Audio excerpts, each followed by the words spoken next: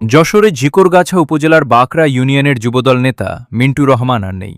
দীর্ঘদিন কিডনি রোগে ভোগার পর চিকিৎসাধীন অবস্থায় ঢাকার একটি বেসরকারি হাসপাতালে তিনি মৃত্যুবরণ করেন। তার অকাল মৃত্যুতে এলাকায় শোকের ছায়া নেমে এসেছে। পারিবারিক সূত্রে জানা গেছে, মিন্টু রহমান দীর্ঘ 2 বছর ধরে জটিল কিডনি রোগে আক্রান্ত ছিলেন। তার দুটি কিডনি বিকল হয়ে যাওয়ায় উন্নত চিকিৎসার জন্য ঢাকার একটি বেসরকারি হাসপাতালে চিকিৎসা চলছিল। স্বামীকে বাঁচাতে প্রায় 1 মাস আগে তার স্ত্রী নিজের একটি কিডনি দান করেন।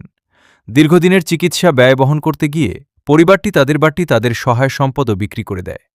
তবে শেষ পর্যন্ত সব চেষ্টা ব্যর্থ করে দিয়ে গতকাল রাতে তিনি মৃত্যুর কোলে ঢলে পড়েন।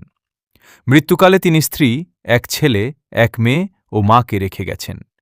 আজ দুপুরে তার মরদেহ নিজ গ্রাম বাকরা ইউনিয়নের মুকুন্দপুরে পৌঁছালে সেখানে হৃদয়বিদারক পরিস্থিতির সৃষ্টি হয়।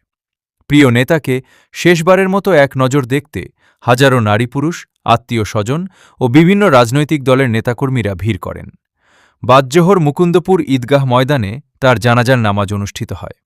জানাজায় উপস্থিত মুসল্লিদের উদ্দেশ্যে বক্তব্য রাখেন বাকরা ইউনিয়ন পরিষদের চেয়ারম্যান মাস্টার মোহাম্মদ আনিসুর রহমান ও বিএনপি নেতা মোহাম্মদ জামির হোসেন।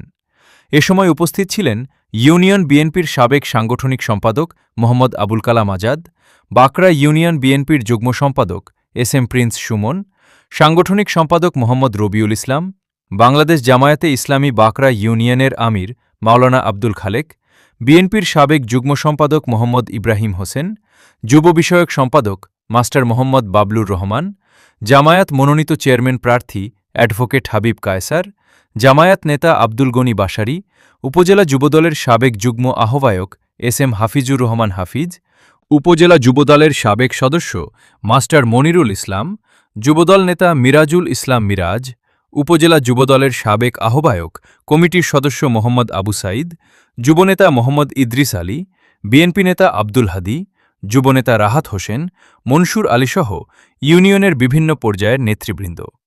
জানাজা শেষে মিন্টু রহমানকে পারিবারিক কবরস্থানে দাফন করা হয়। স্থানীয়দের ভাষ্য, মিন্টু রহমান ছিলেন অত্যন্ত সদালাপী ও জনপ্রিয় একজন যুবনেতা। তার মৃত্যুতে রাজনৈতিক অঙ্গনসহ পুরো এলাকায় শোকের ছায়া নেমে এসেছে।